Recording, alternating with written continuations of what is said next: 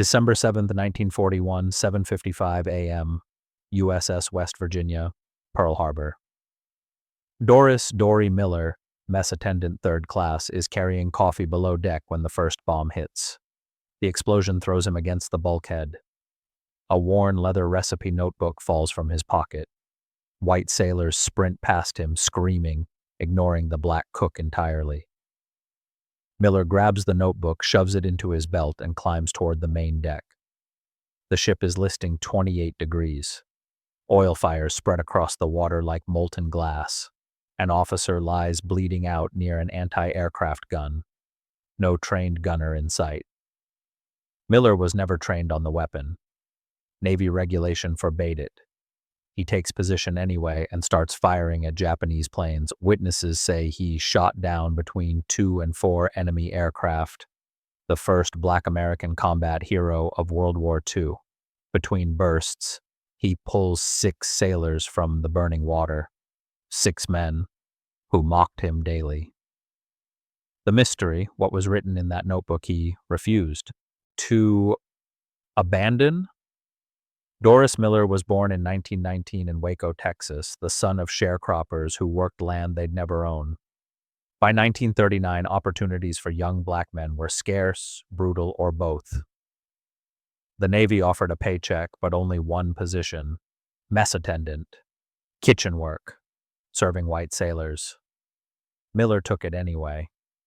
In early 1940, he was assigned to the USS West Virginia, a battleship that carried 1,500 men. His day started at 4 in the morning. Kitchen prep, coffee service, cleaning, and the daily soundtrack of mockery. Boy, more coffee. Boy, clean this up. He was 21 years old, built like a heavyweight boxer, which he was, the ship's champion, but to most of the crew, he was invisible. Somewhere in those early months, a worn leather recipe notebook appeared in his belongings. Officially, it was for recipes from home. The truth was darker. Miller was documenting everything: racial incidents, names, dates, the systematic machinery of exclusion. The Navy barred black men from combat roles until 1942. A policy as rigid as the steel hulls Miller scrubbed daily. The notebook was a gift from his mother before he shipped out. She'd meant it for family recipes, letters, Bible verses, ordinary things to keep him connected to home. Miller used it differently. Inside those pages, he recorded witnessed conversations, slurs that cut like razors, the architecture of daily humiliation. One entry from early December 1941 read, "Lieutenant Jr. spat in my coffee, deck 2 said it needed flavor." Miller kept it all: names, ranks, incidents. Discovery would mean court-martial, but he wrote anyway. The notebook also contained what his mother intended: actual recipes for cornbread and greens, Bible verses he copied in careful script, letters to family he never sent, and one recurring line, written multiple times in different hands, as if he was testing how it sounded. "When they see what I can do, everything changes." The notebook stayed hidden, tucked inside, his jacket or under his pillow. It was evidence and anchor both, proof that he existed, that he saw what they thought he didn't. If you're hooked now, wait till you hear what happens next. December 6th, 1941, routine Saturday night aboard the West Virginia. Miller sat alone in the small galley kitchen after dinner service, the notebook open under dim light. He wrote a final entry that night, something he'd been building toward for weeks. A list of 6 sailors who tormented him most. Names, ranks, bunk assignments, specific details. Seaman RD, Iowa farm boy, spits when he talks. Machinist TL, always accidentally, bumps me in line. Gunner's mate, FP, calls me every name but my own.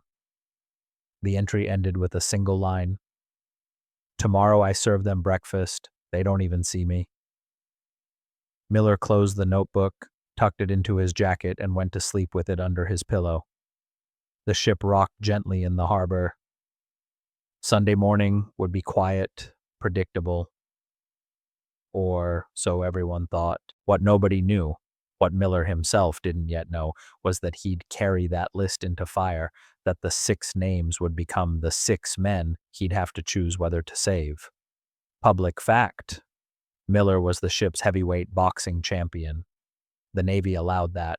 They allowed him to fight other men for entertainment. They didn't allow him to fight for his country. December 7th, 7:55 a.m., the first bombs fell. Miller was below deck carrying coffee for officers who hadn't arrived yet. The explosion came without warning, a sound that erased all other sound. He hit the bulkhead hard. The notebook fell from his pocket, slid across the tilting floor. In the chaos, sailors running, steel groaning, water rushing in. Miller's instinct wasn't survival, it was retrieval. He grabbed the notebook and stuffed it into his belt. Then he climbed toward the main deck. What he saw: the ship listing 28 degrees, oil fires spreading across the harbor like a living thing, bodies in the water, smoke so thick it turned morning into dusk. An officer lay near an anti-aircraft gun, bleeding out, nobody trained to operate the weapon in sight. Miller had never touched the gun. Navy regulation forbade it. But the Japanese planes were making another pass, low and deliberate. Miller took position. He figured it out in combat: how to load, aim, fire. Witnesses later claimed he shot down between 2 and 4 enemy aircraft. Accounts vary. What doesn't vary: he fired that gun for 7 minutes straight, the notebook pressed against his stomach through the entire battle, a strange anchor in the middle of annihilation. Between gun bursts, Miller saw movement in the water below. Men struggling against the oil fire, some barely conscious, others screaming. He recognized faces, all 6 from his list. Seaman R.D., the Iowa farm boy. Machinist T.L., who always shoved past him. Gunner's mate F.P., who used every slur in the book. The other 3, faces he'd memorized, names he'd written down the night before. Decision point: let them burn or save them. Miller didn't hesitate the way people think. The decision was instant, muscle memory, something deeper than thought. He jumped into the water. One by one, he pulled them out. The oil fire spread fast, clinging to skin, turning water into a furnace. Some of the men were barely conscious. They didn't recognize him at first, just hands pulling them toward the deck, away from death. Then they did. "The cook," someone whispered. The phrase spread across the ship like electricity. "The cook saved us." By the time Miller climbed back onto the deck, exhausted, covered in oil and ash, the notebook was still there, tucked into his belt. Pages soaked, but intact. What he'd written the night before, the list, the names, the quiet anger, had just become something else entirely. A Navy photographer on an adjacent ship captured an image that would change everything. Miller at the gun, firing at enemy planes, a black man in a position he wasn't supposed to occupy. The image spread fast, first through military channels, then to the black press, which demanded the full story. White officers were conflicted. The hero narrative was undeniable, but it contradicted the Navy's racial policy. How do you celebrate a man for doing what you claimed he couldn't do? Miller was questioned within days. Why were you at the gun? Who authorized this? He said nothing about the notebook. Nothing about the decision to save the 6 men whose names he'd written down hours before the attack.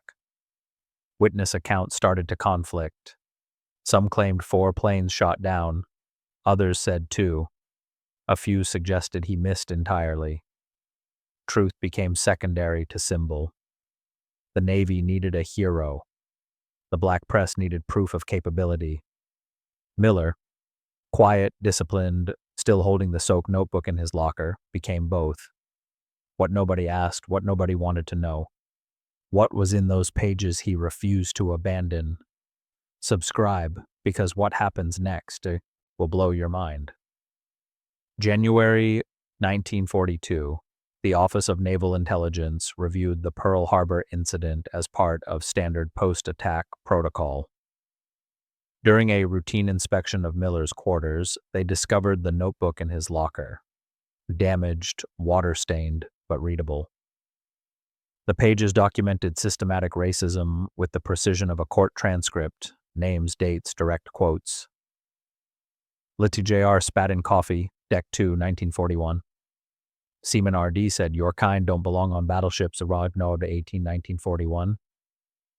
But there was something else, something that made the FBI get involved, a decision tree written the night before the attack, under the list of 6 names, save them or let fate decide. The phrase appeared multiple times, crossed out, rewritten. Miller had been wrestling with something, not just documenting abuse but planning a response. The FBI considered it potential sedition during wartime. Navy brass were terrified. Their public hero had private testimony that could fracture morale, expose the brutal machinery of military racism, undermine the war effort. The notebook became classified. Miller wasn't told they had it, but he knew. He could feel the shift in how officers spoke to him, the careful distance they maintained, the way conversations stopped when he entered a room. Late January 1942, Miller was called to the captain's quarters. The notebook sat on the desk between them, leather cover warped from seawater, pages fanned open to show the careful handwriting inside. The captain, a man named Benion's replacement, spoke carefully. "You have 2 options, Miller. Destroy this notebook, accept the medal we're preparing, and never speak of its contents, or face court-martial for conduct unbecoming a sailor, documenting superior officers' potential incitement." Miller stared at the notebook. Every word he'd written felt necessary in the moment, each entry a small act of resistance against invisibility. But now it was evidence against him, a weapon in someone else's hands. He asked one question. "What about the 6 men?" The captain nodded slowly. "They confirm you saved them. They want to thank you." Miller's voice didn't change. "I want them to read 1 page." Silence filled the room. The captain understood immediately what Miller was asking. Not destruction, not exposure, but acknowledgement. 1 page. The list of names. Let them see what he saw, what he carried into the fire with him. The standoff lasted 3 minutes. Then the captain closed the notebook. "That won't be possible." Miller left the room without the notebook. It stayed on that desk, classified, buried, transformed from personal testimony into state secret. May 1942, the Navy Cross ceremony was arranged with precision. Admiral Chester Nimitz himself would present the medal to Doris Miller at Pearl Harbor, the first black sailor to receive the honor. Newsreel cameras, photographers, a carefully scripted narrative of heroism that avoided the complications. Miller agreed to silence about the notebook. The official story. It was lost in battle. But someone had copied pages before it was seized. Someone in naval intelligence with a conscience or an agenda. Those pages were leaked to the Pittsburgh Courier and the Chicago Defender, black newspapers with national reach. They ran excerpts under headlines like "Hero's Secret Diary Exposes Navy Racism" and "The Truth Behind Pearl Harbor's Black Gunner." The entries were damning. Specific names, direct quotes, systematic documentation of abuse. The White House moved fast. Press releases denied authenticity. Enemy propaganda designed to divide American forces. The 6 sailors Miller saved were interviewed. All 6 refused to discuss the notebook. Some claimed they never saw it. Others said they didn't remember. One, Seaman R.D., the Iowa farm boy, gave a single quote. "Miller saved my life. That's all that matters. But his hands shook during the interview, and he wouldn't make eye contact with the camera. The public story won. Miller became a symbol, proof that Black Americans could serve with honor, that heroism transcended race. The notebook, the truth it contained, the decision tree he'd written the night before the attack, all of it buried beneath the weight of what the nation needed to believe. Miller was sent on a war bond tour almost immediately after the ceremony. Speeches, rallies, carefully managed interviews in cities across America. He spoke from scripts approved by Navy public affairs officers. The narrative was simple: courage under fire, patriotic duty, the American dream in uniform. He was forbidden from mentioning the notebook, the years of abuse that preceded Pearl Harbor, the impossible choice he'd made in those 7 minutes. Instead, he smiled for photographs, shook hands with dignitaries, became the face of equality in service, an irony so sharp it could draw blood. In Chicago, a reporter asked if he'd experienced discrimination in the Navy. Miller paused for 3 seconds. "The Navy has given me opportunities," he said carefully. The answer satisfied no one, but it kept him out of trouble. By late 1942, he returned to duty, reassigned to the USS Liscum Bay, an escort carrier in the Pacific. He carried a replacement notebook, a gift from a supporter during the bond tour. Mostly blank, a few Bible verses. No names, no dates, no documentation. The fight had gone out of that particular resistance. Or maybe he'd just learned that some truths are too dangerous to write down, that survival sometimes means silence. November 24th, 1943, the USS Liscum Bay was operating near the Gilbert Islands, part of the island hopping campaign across the Pacific. At 5:10 a.m., a Japanese submarine fired a single torpedo. It hit the ship's bomb magazine. The explosion was catastrophic, the kind that leaves no time for decisions, no room for heroism, just instant annihilation. The Liscum Bay sank in 23 minutes. 646 men were killed, including Doris Miller. His body was never recovered. The second notebook, the mostly blank one, went down with him. Of the 6 men he'd saved at Pearl Harbor, all survived the war. 3 refused interviews afterward, living quiet lives, far from the spotlight. One became an advocate for military integration, speaking at churches and veteran halls about the cook who saved his life. He never mentioned the notebook either, never acknowledged what Miller had documented, what impossible choice Miller had made that morning. 2 others, Seaman R.D. and gunner's mate F.P., attended Miller's memorial service in 1944. They stood in the back, didn't speak, left before it ended. Whatever they carried from that day, they carried in silence. Post-war, the Navy declassified thousands of Pearl Harbor documents, incident reports, casualty lists, medal citations. Miller's notebook wasn't among them. It remained classified, filed somewhere in Naval Intelligence archives, inaccessible to researchers, invisible to history. The 6 men Miller saved scattered across the country. One became a teacher in Iowa, another a machinist in Pennsylvania. The advocate for integration, the one who spoke publicly, died in 1965 without ever revealing what was in the notebook or whether he'd read it. The others stayed silent. In 1968, something strange happened. The original notebook briefly surfaced, donated anonymously to the Smithsonian Institution, with a note, property of Doris Miller, Pearl Harbor hero. Archivists cataloged it, began the process of preservation. Then it disappeared.